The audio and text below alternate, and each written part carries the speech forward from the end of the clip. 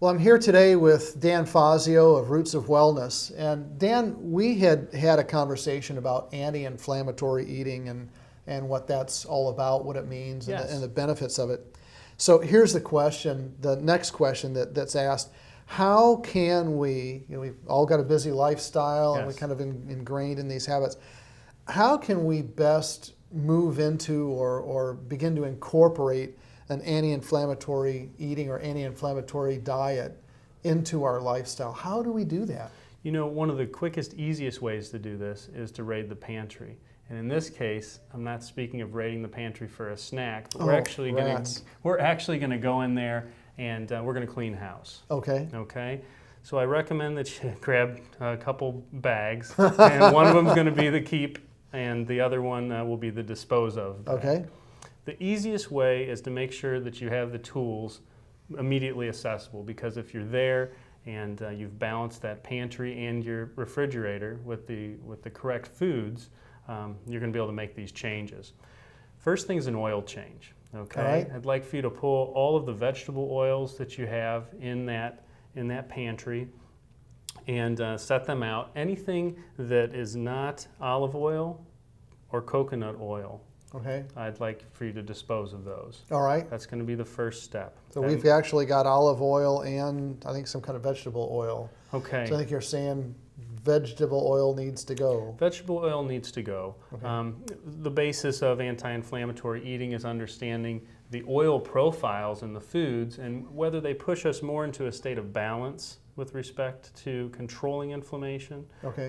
or in a direction of imbalance. And unfortunately, it's been demonstrated that vegetable oil is often pushing us in the wrong direction. Okay. There. So getting back to raiding. Raid that refrigerator, raid that pantry. Oil change is the first step. Okay. The second factor is going to be to drastically reduce the content of grain in that Okay. pantry. And so this is going to be looking for your pastas, Oh, dear. your breads, and your crackers. No, I've got good information at the Okay. end, so stick with me.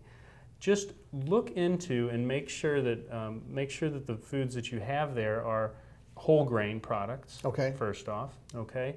I'm going to ask you to reduce the quantity that you're eating if you're eating anywhere close to what the standard American diet that most people do All right. consume. But to have some is perfectly fine. You just want to be eating an organic food, okay, and one without additional oils also. It's common to use oils such as cottonseed oil when producing certain crackers, and cottonseed is, well, it's the extreme example of the worst oil that you could be eating. Really? Yeah. Okay. So we're going to be weeding So out anything things that like says cottonseed oil on it, hit the trash. We want that to hit the trash. Cottonseed oil, cotton is actually not regulated as a food, and as such, the oil that comes from it is not really, it shouldn't be consumed. Oh, interesting. Yeah. Okay. And the balance of, when it comes to looking at the balance between omega-3 and omega-6 oils, you've probably heard about omega-3 oils. It's fresh, wild-caught salmon Okay. is very rich in Okay. omega-3, and that's the reason why that's often recommended as a healthy choice. The balance between that omega-3 and then omega-6, which are both essential oils, is what we look at in determining whether something is in fact inflammatory or Okay. not. Yeah, and our diet. So what else do we need to get rid of as we do our little midnight raid? As you're raiding, your oils and the grains are the main things you're going to look for. And again, I don't want you getting rid of all grain products, but we would talk later about reducing the quantity that you're eating. When you're looking through there, the last one, and this one's tough, but the last one is going to be simple sugars. Okay. Okay. If we look at a common link with inflammation and another factor known as insulin resistance, which is kind of a step before diabetes sets Okay. in. Okay. The common factor is that simple carbohydrates, which would be white bread, for instance, or crackers made from white flour. Okay. White bread we don't keep. Great. You're on the right track already. Those factors tend to push us more towards insulin resistance, which again is that step right before diabetes Okay. and other multi-system diseases which have an inflammatory component to them. Okay. Yeah, so you're going to be looking towards getting rid of those simple grains, but then also refined sugar. Okay, and I tell folks to replace that with something that's an organic, unfiltered honey. Okay. It's a wonderful sweetener. In fact, per unit volume, it is sweeter to the taste, but it is full of natural enzymes, okay, and beneficial factors that you're just not going to get out And of it tastes great. Oh, it's wonderful. It's wonderful. It can be used in baking and be used to sweeten beverages and foods, prepared foods also. Okay. Yeah.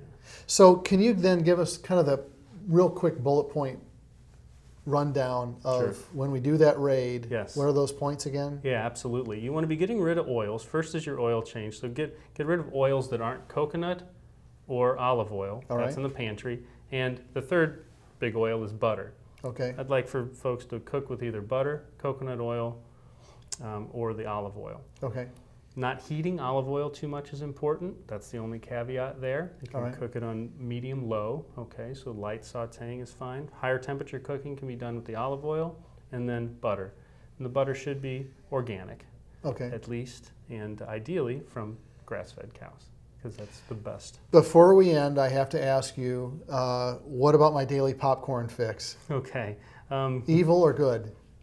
You'd want to control how much of it you're eating. It does fit into the category of the grains. Okay. Corn fits in there.